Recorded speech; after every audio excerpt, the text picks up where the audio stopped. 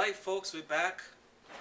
Future for Kenya.blogspot.com. I apologize for the absence. I'm back and I promise more consistencies. Things come here and there and this is a new thing that we just started. So rough patch here and there, but by and by we're gonna get in the real course.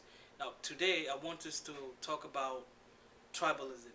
Actually this is a topic I had prepared for last week and ran into some problems about getting the video on and all of that.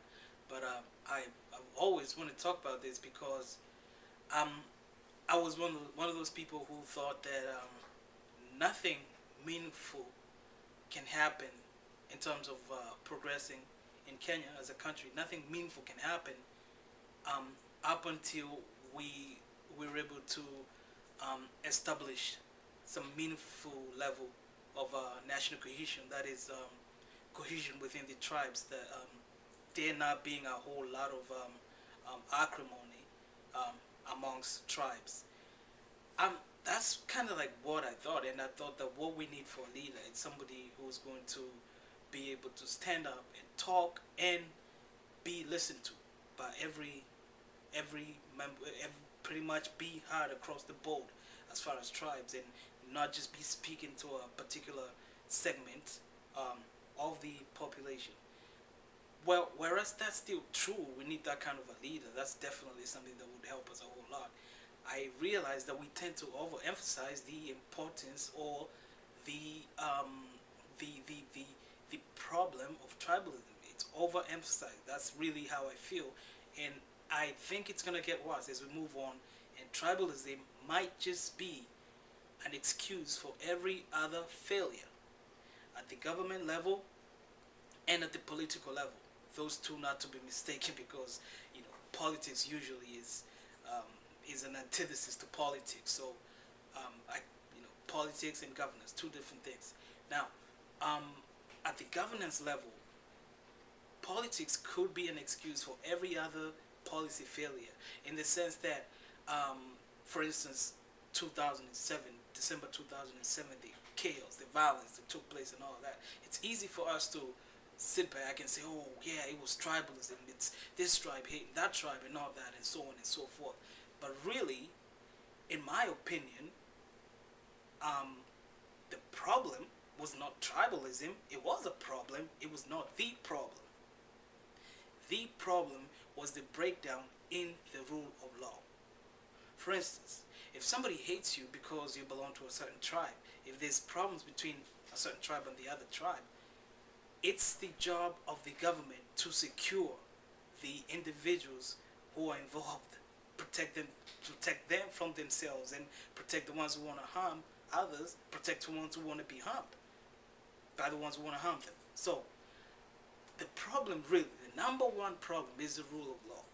If a guy knows that if he comes over and hurts you or destroys your property, if he knows he's going to suffer the consequences, if he knows there's going to be consequences for it, he won't do it. Regardless of how much he hates your tribe, he will not do it, because he doesn't hate your tribe strong enough to want to go to jail forever for it, or to want to be hanged for it. And I like citing the United States every now and then, just because relatively it's a young democracy. I don't mean to hold the United States as this model of a perfect nation, whatever. No, that's not my point. But it's a relatively young democracy. They've been through some rough patches too, and they've been probably more divided than we ever will be as a country. Now, in the 60s, the Jim Crow laws in America, blacks were institutionally discriminated against. Blacks were being killed almost every other day down south, being dragged behind pickups, being hanged on trees. Southern trees bear strange red fruits. I think that was I forgot what song that was. I forgot who it was. It's a song that went like that. So the point is, what changed?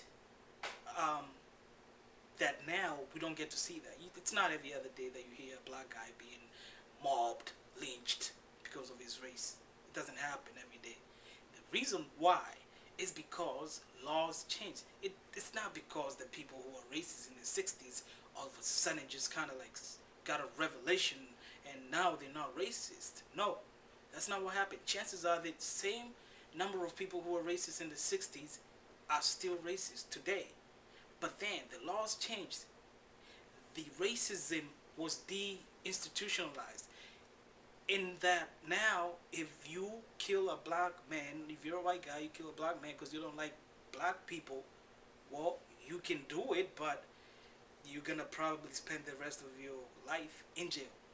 That's the reason why it doesn't happen. There's a lot of rednecks out there, a lot of Klansmen in the closets, but they won't do it because they don't hate blacks enough to waste away their lives. That's the level that we need to get to in Kenya. We need to really protect lives.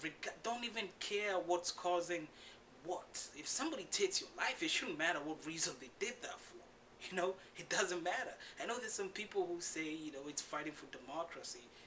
Nonsense. You take a life, let the law punish you accordingly, and that's how you take care of these problems. As far as taking care of tribalism, as far as changing the mind of somebody who's bigoted, a bigot, that you can never do that. That requires almost providential intervention. Only God or Buddha or Muhammad, they need heavenly intervention to change that, and that could even take 100 years, which we don't have. So my suggestion, the way forward, and the thing we're going to be doing on this blog is not just talk or bring up complaints and all that. Well, after that, now what? Now what? So what?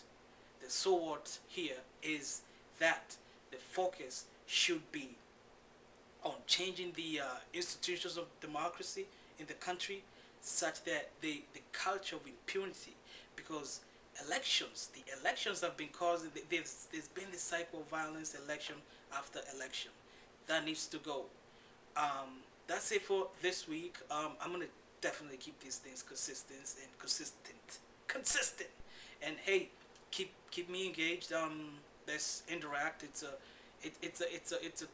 two-way thing. I give you and you give me. Okay. Future for Kenya. We opened up an email, futureforkenya at gmail.com. My time is running out. I can only do 10 minutes for these web blogs things. So stay tuned. Thanks for listening. Goodbye.